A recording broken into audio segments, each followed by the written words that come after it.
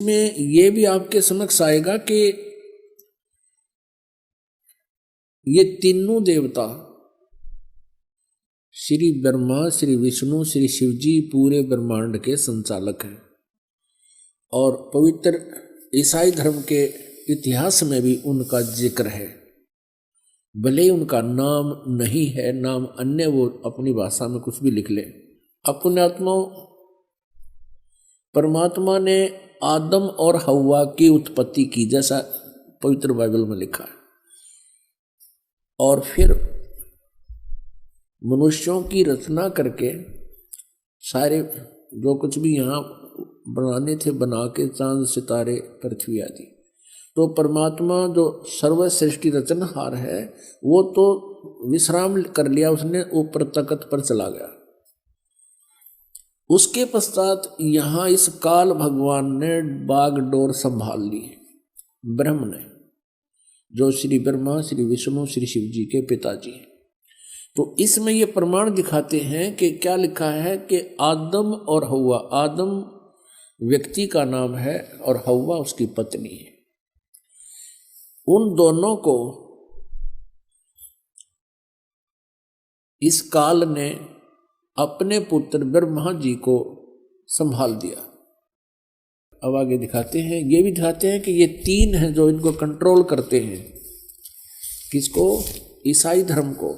ये देखिए, वो तीन हैं, तीन का भी प्रमाण आपको देते हैं। ये देखिएगा, ये है 24 पृष्ठ और वही उत्पत्ति यानी जेनेसिस 17-18। तीन अतिथि। अब्राहम ममरे के बांज वृक्षों के बीच कड़ी धूप के समय तंबू के द्वार पर बैठा हुआ था अब्राहम। तब योहा ने उसे दर्शन दिया। उसने आंखें उठाकर दृष्टि की तो क्या देखा कि 3 पुरुष उसके सामने खड़े। ये तीनों ब्रह्मा, विष्णु, महेश। जब उसने उन्हें देखा तब उनसे भेंट करने के लिए तंबू के द्वार से दौड़ा और भूमि पर गिरकर दंडवत की और कहने लगा, हे प्रभु, यदि मुझ पर तेरी अनुग्रह दृष्टि है तो मैं विनती करता हूँ, अपने दास के पास से चले न जाना।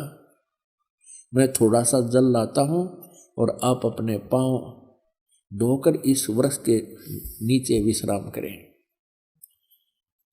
फिर मैं एक टुकड़ा रोटी ले आऊं और उसे आप अपने अपने जीव के को तृप्त करें, तब उसके पश्चात आगे बढ़ें, क्योंकि आप अपने दास के पास इसलिए पधारे हैं। उन्होंने कहा, जैसा तू कहता है वैसा कर। अब देखो पुण्यात्मा, इस पवित्र बाइबल ने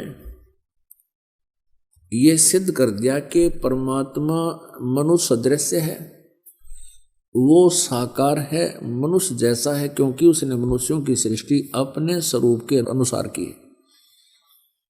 दूसरा कंसेप्ट ये क्लियर कर दिया कि 7वें दिन तख्त पर जा बैठा, उसने विश्राम किया। उसके बाद इस काल के हाथ में बागडोर आ गई, ब्रह्म के हाथ में, और इसने अपने तीनों पुत्रों को ये बागडोर संभाल रखी है, श्री ब्रह्मा, श्री विष्णु, श्री शिव जी को। आपने ये भी देख लिया कि भगवान किसी दृष्टिकोण से भी निराकार नहीं है, वो साकार है। पूर्ण परमात्मा भी साकार है जिसने सारे ब्रह्मांडों की रचना की, और आगे ये देवता भी साकार है जो वाटिका में घूम रहा है, उनसे बातें कर रहा है, उन आदम और हव्वा के कपड़े सिलवा रहा है। और फिर अब्राहम नाम के एक महापुरुष हुए हैं इस ईसाई धर्म में। ईसा जी से पूर्व की बातें हैं, आदम जी के बाद की बातें। तो उसने देखा कि 3 भगवान खड़े सामने, उनको दंडवत प्रणाम किया। तो परमात्मा निराकार कहाँ से रहा? ये कहाँ से लाई ये सिद्धांत? ये था लोकवेद। लोकवेद वो होता है जो दंत कथा होती है, जो सदग्रंथों के विपरीत होता है, उसको